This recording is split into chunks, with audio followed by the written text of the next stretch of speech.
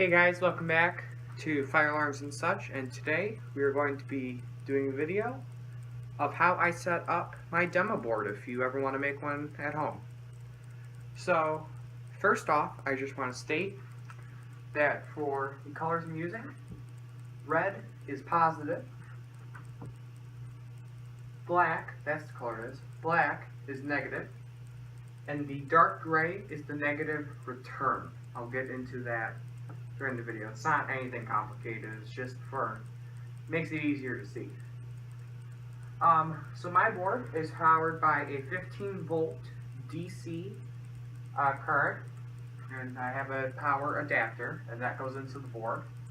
So we'll start off, and I'm using my interactive smart board. We're going to bring positive power up to the main power switch, and we are bringing negative power up to the main power switch. And in the main power switch, the negative is what is being cut in the switch. So we're going to draw a line coming out from the other side of the box indicating it's being cut, and that will go to the main junction. So negative coming out to the main junction.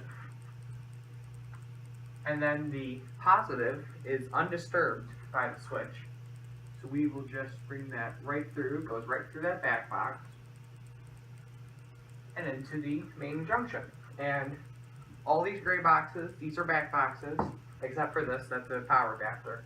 And then the black box going around, that is just the frame. And for this purpose, you can add on as many initiating devices as you want, as many NACs as you want. It's the same thing, you just repeat it over and over and over.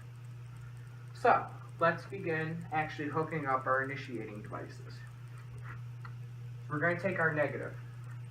We're going to come from the main junction to initiating device 1. So now that has negative power going into it. And then we're going to do the same thing, number 2, number 3, and number 4. So, remember how I told you about that negative return?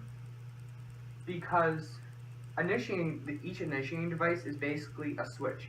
It either stops the current or allows the current to go through. So in this case, we are stopping or allowing the negative current to go through. So we're going to take our dark gray, which is just the same negative power, but just coming back out. I was just doing it so you could see the lines. So the negative power comes back out of the initiating device, back to the junction box. Same for 2, same for 3, and same for 4. And notice in my drawing, I'm leaving gaps. That's because it's a switch. The power is not connected. It either has to have the switch either on or off. So now we have positive power, and now we have negative power. So we have to bring that up to the NACs. We're going to start with our positive color. And we're going to go up into NAC 2, and up through NAC 1, up through NAC 2 and into NAC 1. Then we're going to take our our negative from the negative return. I'm using a black color again because that is the power that's going into the NACs. And we go into NAC 2, through NAC 2, and into NAC 1. So, to sum up once more, your positive power comes in, bypasses the switch, and then goes straight up into your NACs. Your negative power comes out, gets controlled by the switch, spread into each initiating device, pulled back out through each initiating device, and then pulled through the 2 NACs. So, that is just a brief description of how I wired up my demo board. Again, you can keep adding initiating devices if you want.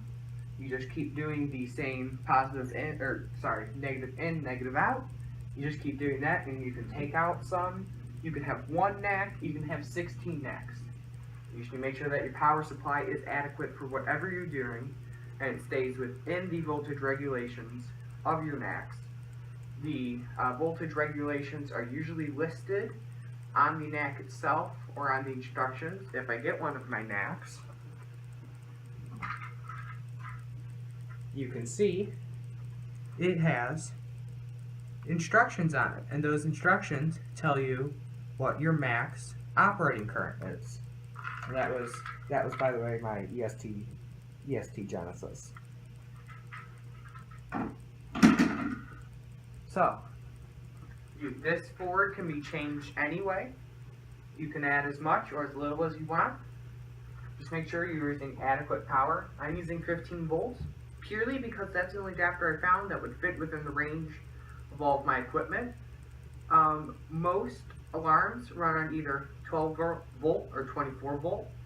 I like by 24 volt because that gives me more options in Candela settings.